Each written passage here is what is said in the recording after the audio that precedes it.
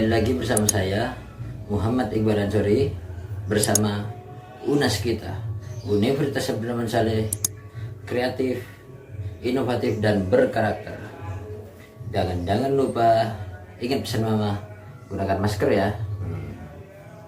Saat ini kita berada di pertemuan ketiga untuk mata kuliah perilaku konsumen, di mana pertemuan ketiga ini menjelaskan yaitu pertemuan sama seperti pertemuan sebelumnya, yaitu sekarang lebih cenderung mengutamakan yaitu pengenalan tentang afeksi dan kognitif bersama sistem pengetahuan yang berada di kognisi dan afektif. Oke, kita lanjut ke presentasi kali ini. Yuk kita mulai. Lanjut ke materi selanjutnya tentang perilaku konsumen. Sekarang bab 3 yaitu mengenal terhadap afeksi dan kognisi. Di sini ada studi belanja retail modern. Sepertinya lokasinya adalah swalayan. Roda analisis konsumen yaitu dibagi 3 melalui strategi pemasaran, afeksi, kognisi konsumen, perilaku konsumen, lingkungan konsumen, sama seperti minggu lalu ya. Akan tetapi sekarang kita membahas tentang lebih detail lagi tentang afeksi dan kognisi. Afeksi, kognisi merupakan jenis respon psikologis yang dapat dilakukan oleh konsumen dalam setiap aktivitas belanja. Sedangkan afeksi yaitu adalah perasaan, keadaan yang dialami seseorang atau sesuatu yang dirasakan oleh tubuh. Cognition, respon mental atau berpikir. Kognisi berpikir atau rasa percaya. Sebagai situasi secara mental, kognisi biasanya tidak dirasakan pada tubuh. Nah, ini perbedaan dari afeksi dan kognisi. Sedangkan afeksi adalah perasaan yang dirasakan oleh tubuh, sedangkan kognisi sendiri adalah respon mental atau berpikir, yaitu rasa percaya. Itu perbedaan antara afeksi dan kognisi.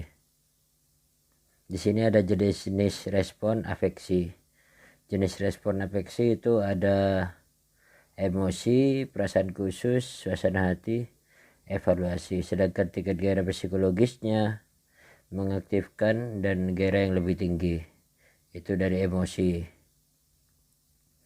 Mengaktifkan dan gairah yang lebih rendah. Sedangkan evaluasi. Sedangkan intensitasnya itu kekuatan perasaannya lebih kuat, emosi. Sedangkan evaluasi lebih lemah, berarti perasaan khusus ada di tengah-tengah sama suasana hati. Contohnya afeksi positif dan negatif, kegembiraan, cinta, ketakutan, rasa bersalah, kemarahan, kehangatan, perhatian, kepuasan, rasa muak, kesedihan, waspada, santai, tenang, kekecewaan, rasa lesu, kebosanan, rasa luka, baik, disenangi, tidak suka, buruk, tidak disenangi. Sedangkan ciri-ciri sistem afeksi bersifat reaktif. Seseorang memiliki kendali yang lemah atau respon afektif. Respon afektif dirasakan secara jasmania pada tubuh. Dapat merespon semua jenis stimulus, termasuk jenis yang semu. Itu afektif. Sebagian besar respon afektif dapat dipelajari. Apa itu kognisi? Nah, sekarang kita membahas tentang kognisi. Kognisi yang pertama memahami, evaluasi, berencana, memutuskan, berpikir. Yang tentang memahami, menafsirkan arti aspek tertentu pada satu situasi.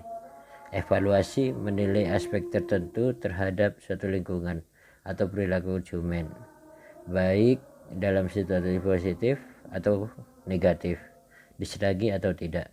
Berencana, menentukan cara menyelesaikan masalah atau mencapai tujuan. Memutuskan, membandingkan antara pilihan solusi untuk masalah sesuai ciri yang terkait.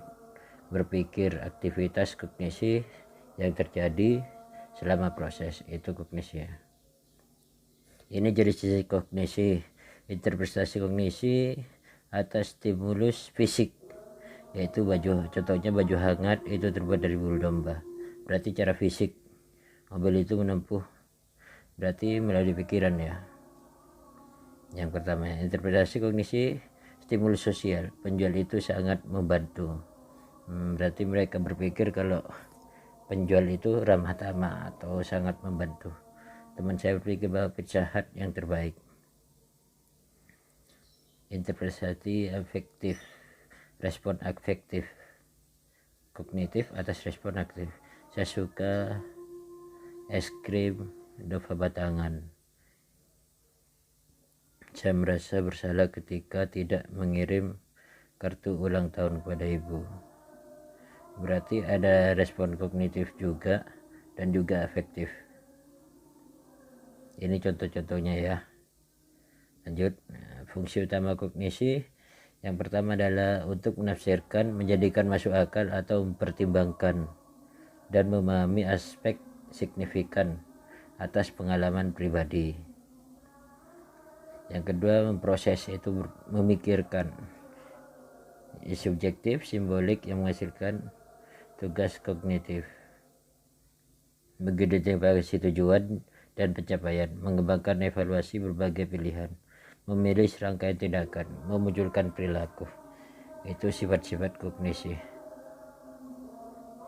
Sistem afektif dan kognisi, hubungannya yang pertama adalah kalau melalui lingkungan, sistem afeksi dan kognisi. Respon afektifnya yaitu emosi, perasaan, suasana hati, mengevaluasi, sedangkan kognisinya pengetahuan, arti, dan kepercayaan. Itu hubungannya, jadinya tetap ada hubungan antara afeksi dan kognitif. Model pengambilan keputusan konsumen, proses kognitif, ini melalui proses kognitif. Yang pertama dari lingkungan, sedangkan yang kedua yaitu adalah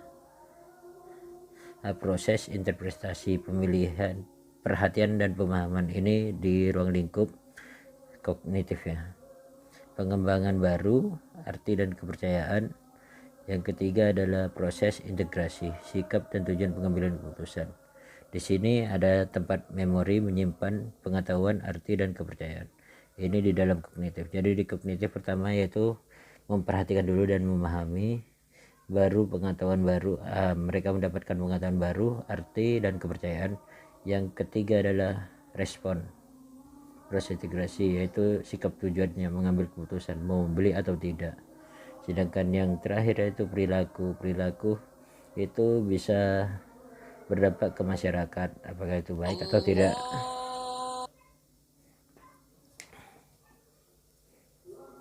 Jenis pengetahuan umum mengenai lingkungan, perilaku mereka, itu pengetahuan. Prosedur mengenai cara melakukan sesuatu. Pengetahuan umum membahas interpretasi informasi, yaitu interpretasi konsumen atas informasi relevan dalam lingkungan, kategori produk, toko, perilaku tertentu, orang, perorangan, diri sendiri. Ini pengetahuan umum yang tersimpan dalam memori, hubungan antara dua konsep. Kamera Nikon itu mahal, toko pakaian kesukaan sedang mengadakan obral, toko pakaian kesukaan bersiap untuk obral. Pengetahuan terdiri dari pengetahuan episodik, yaitu peristiwa tertentu dalam kehidupan seseorang. Saya kemarin membeli permen sneaker dari Alfamart. Pengetahuan episodiknya mengenai kejadian lampau, berarti yang kemarin. Sedangkan semantik konsumen suatu produk, saya percaya bahwa sebenduk mampu membuat kulit saya halus lembut, berarti mempunyai ciri-ciri atau produk yang khas semantik. Pengetahuan prosedural, pengetahuan mengenai cara melakukan, yaitu tersimpan dalam memori. Jenis hubungan, jika maka. Jika layanan tidak memuaskan, jangan memberikan tip, berarti ada alasan ya. Jika layanan tidak memuaskan, berarti mereka tidak akan memberikan tip. Jenis-jenis struktur pengetahuan di sini berkaitan dengan sepatu lari Nike ya gambarnya. Sedangkan yang pertama jaringan keterkaitan skema berdasarkan struktur dihubungkan dengan berbagai jenis pengetahuan umum termasuk pengetahuan episodik di masa lampau dan semantik tentang ciri suatu objek. Ini ciri-cirinya tentang sepatu Nike. Sepatu Nike itu harganya mahal, pakaian kaos kaki, belanja, bagaimana agar berlari ringan, terus bobotnya, bantalannya, nilai bagus untuk harga, ini banyak macamnya ya. Bisa kalian cek sendiri nanti atau kalian merasakan sendiri gimana menggunakan sepatu lari Nike. Sedangkan jenis-jenis struktur pengetahuan, jaringan keterkaitan skrip merupakan susunan jaringan pengetahuan secara prosedural, jadinya melalui prosedur. Masuk restoran, cepat saji, datangi gerai, memesan pada petugas gerai, bayar dan tunggu makanan, cari meja, duduk dan makan. Ini prosedural. Jadi di prosedural ada tahap-tahapannya untuk melakukan transaksi. Pembelajaran kognitif terjadi ketika orang menafsirkan informasi dalam lingkungan dan menciptakan pengetahuan baru atau arti. Pengalaman pribadi secara langsung, pengalaman seolah-olah menggunakan produk, menafsirkan informasi terkait produk dari media massa iklan. Pembelajaran kognitif yaitu menambahkan pengkajian struktur produk dan jasa yang memiliki 3 jenis tingkatan. Ini tingkatan pertama yaitu kecenderungan mendapatkan pengetahuan. Yang kedua, suatu kondisi di mana sebagai berbagai bagian struktur mengetahui hubungan menjadi satu, menyusun kembali suatu struktur pengetahuan baru dan dari pengetahuan lama, membutuhkan usaha kognitif yang luas dan proses berpikir yang panjang. 3 jenis pembelajaran kognitif. Nah, ini nanti kalian bisa cek sendiri di PPT yang saya kirim. Jadi biar tidak terlalu banyak, kita next aja. Oh, sudah selesai. Terima kasih presentasi di sini. Gimana? Nah, perbedaan dari koneksi afektif itu sungguh sangat mencolok. Yang sedangkan afeksi yaitu perasaan yang ada di hati, sedangkan kognitif yaitu adalah pemikiran. Jadinya mereka merasakan dan juga memikirkan. Dan pengetahuan tersebut yaitu tentang pemilihan jenis barang-barang yang tertentu. Oke, sampai sini saja ya. Untuk pertemuan selanjutnya kita akan lanjut lebih jelas lagi, mungkin kelanjutan dari afektif dan kognitif tersebut, yaitu yang ada di dalam strategi pasar. Oke, jangan lupa di subscribe dan di like ya. Terima kasih. Assalamualaikum warahmatullahi wabarakatuh. Jangan lupa pesan nama, gunakan masker. Oke, terima kasih.